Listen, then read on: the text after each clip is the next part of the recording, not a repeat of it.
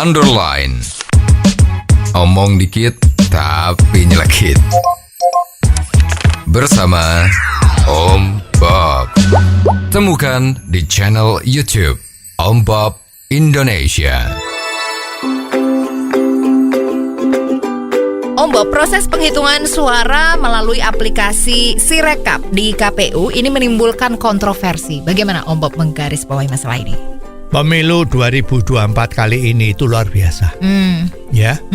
Sebelum dimulai itu kan sudah banyak peramal intelektual ya. Artinya itu survei-survei ya. Betul. Yang pakai ilmu ya.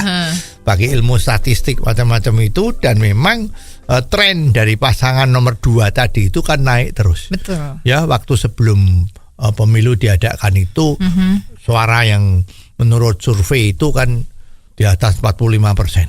Terus trennya itu naik terus. Nah, kalau survei itu memang dilihat dari trennya. Kalau trennya naik, itu bisa naik terus, dan bahkan semua lembaga survei yang ada 6 atau 7 itu yakin bahwa ini pasti nembus angka keramat 50 itu. Ya. Kalau udah nembus berarti satu putaran. Yeah.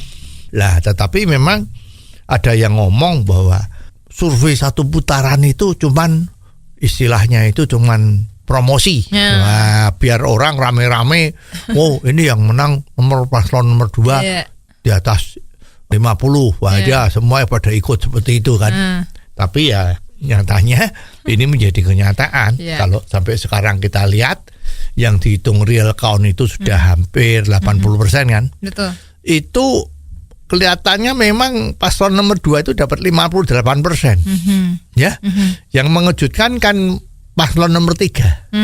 Yang diperkirakan itu menjadi kuda hitam, ya. Ternyata di basisnya dia di Jawa Tengah maupun di Bali itu malah kalah juga. Ya. Jadi sehingga banyak beredar meme itu kan. Ya itu banteng yang nangis misalnya macam-macam itu ya. Ya, kita juga ikut prihatin lah situasinya seperti itu ya. Namun sekarang yang dipermasalahkan kan kenapa ada aplikasi yang namanya Sirekap, yaitu adalah aplikasi dari handphone ya. Itu adalah formulir-formulir yang sudah diisi dari masing-masing TPS yang jumlahnya itu ada lebih dari 800.000. Ya. Nah, ini walaupun perhitungan yang paling penting itu adalah yang disahkan itu adalah lewat real count manual, ya, di mana formulir-formulir isian itu yang sudah ada itu dikirim secara fisik dan diperhitungkan di Jakarta di KPU. Namun memang ada aplikasi yang namanya Sirekap tadi itu dengan tujuan itu adalah sebagai perbandingan. Ya, perbandingan. Nah, sekarang Sirekap ini ternyata berjalannya kurang bagus. Ada yang tidak sama dengan yang manual ya. Itu memang bisa dijelaskan sebagai berikut ya. Satu, Sirekap itu kan membaca dari hasil foto dari handphone masing-masing petugas atau kepala TPS masing-masing ya. Lah itu tuh kan kualitasnya handphone tuh kan beda-beda kan. Wah, mungkin ketua KPS-nya di daerah 1 itu kualitasnya bagus ya, mungkin pakai Xiaomi ya, apa Huawei gitu kan. Di daerah lain mungkin pakainya mungkin handphonenya sudah kuno, sudah lebih dari 5 tahun ya, sehingga itunya kameranya, lensanya itu udah nggak begitu bagus. Atau pada saat pemakaian itu kurang hati-hati sehingga kameranya itu mungkin kena tangan, ketutup minyak atau gimana. Ya, atau sinarnya kurang.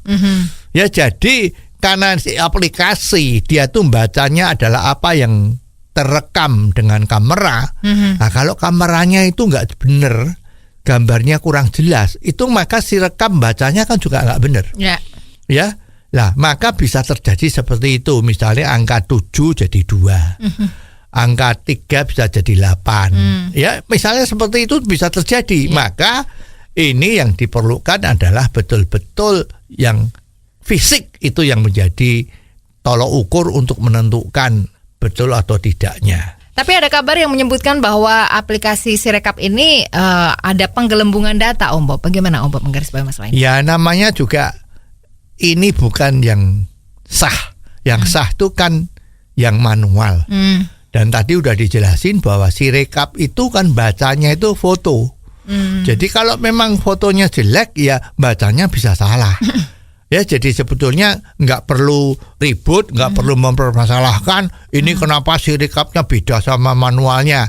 Ya memang beda ya nggak apa-apa. Wong yang namanya Sirekap itu hanya untuk sebagai pembanding saja. Yang sah itu kan yang manual. Ya jadi mestinya hal ini sekarang tidak usah perlu diributkan lagi. Yang penting sekarang manualnya itu berapa.